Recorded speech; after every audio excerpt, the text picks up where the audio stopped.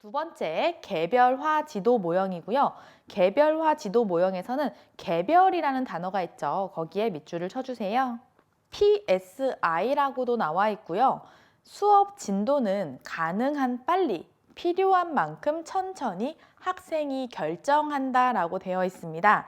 이 개별화 지도 모형 같은 경우는 응용 행동 분석학에서 시작되었는데요. 밑줄 치신다고 하면 아까 개별이라는 단어에 밑줄을 치셨고요.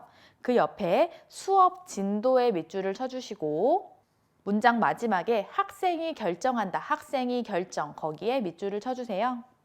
직접 교수 모형, 적극적 교수 모형은 교사 주도적인 거, 교사가 수업 리더 역할을 하는 게 특징이었는데요.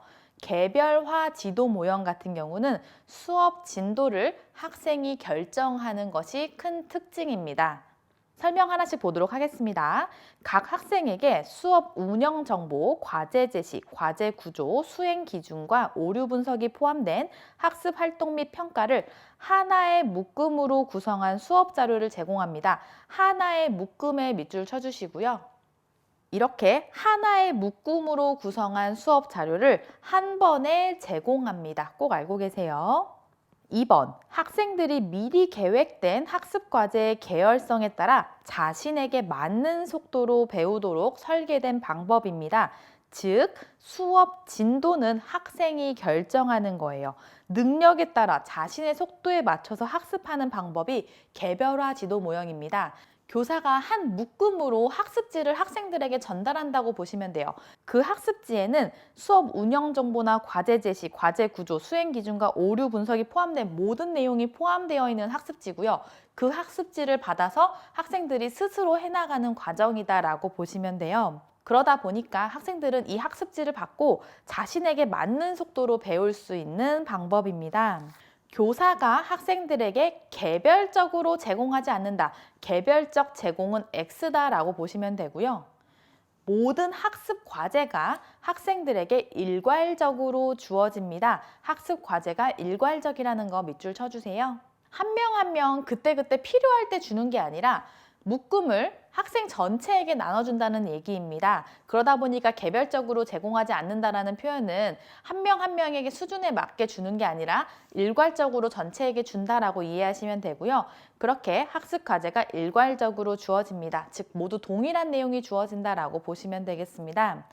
과제는 거의 대부분 수업 매체로 전달된다. 교재나 문서, 사진, 사파, 비디오 테이프나 CD 등의 수업 매체로 전달이 되며 교사가 학생들에게 과제 정보를 전달하는 데 소요하는 시간을 줄이고 한 번에 그냥 한 묶음으로 줬죠. 그러다 보니까 과제를 전달하는 시간은 줄어드는 거고요.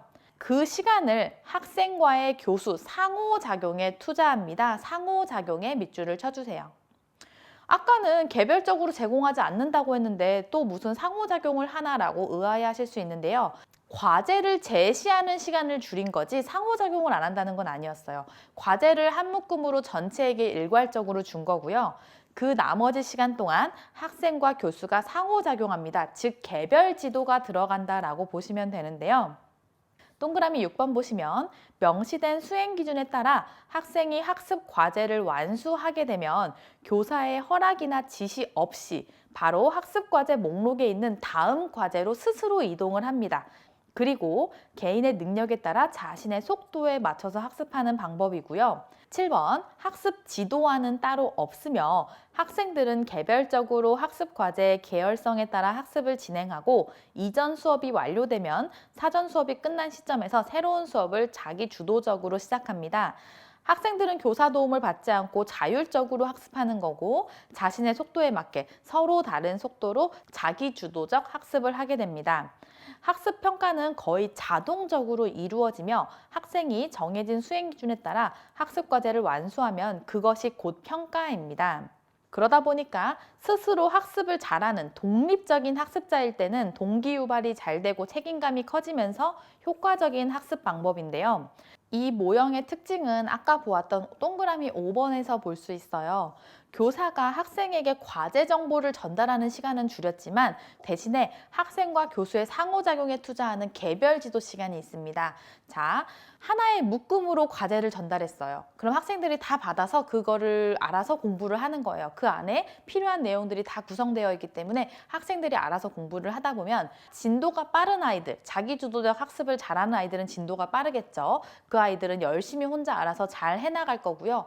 진도가 느린 아이들도 있을 거예요. 산만하거나 혹은 혼자 하는 공부 학습이 익숙치 않은 아이들은 진도가 잘 안 나갈 거예요. 그러면 교사가 1대1로 그 아이에게 가서 부족한 부분을 채워주면서 공부를 하는 방식이다라고 생각하시면 됩니다.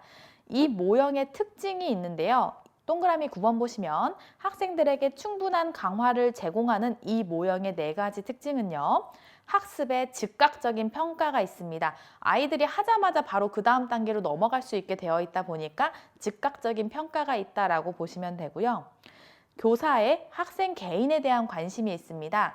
단체 수업이 아니라 개별적으로 상호작용하고 개별 지도를 하는 부분이 있다 보니까 교사의 학생 개인에 대한 관심이 있고요.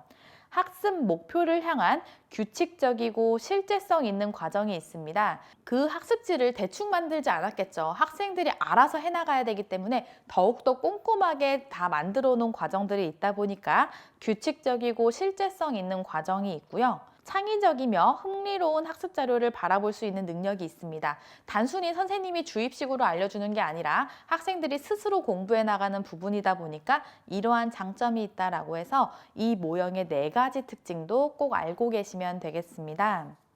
이 모형은 어떠한 가정을 갖고 있냐면요. 하나의 가설, 가정, 주장이라고 할 수 있는데요.